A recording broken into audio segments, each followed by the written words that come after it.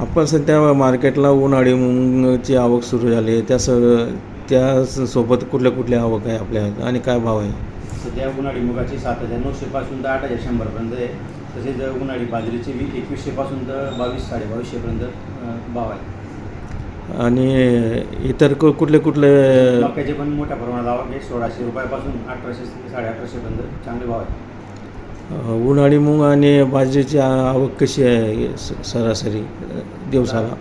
म्हणजे पुढची 50 ते 60 क्विंटल आवक आहे. तरी आता म्हणजे पुढच्या हप्त्यात आवक वाढण्याची शक्यता आहे.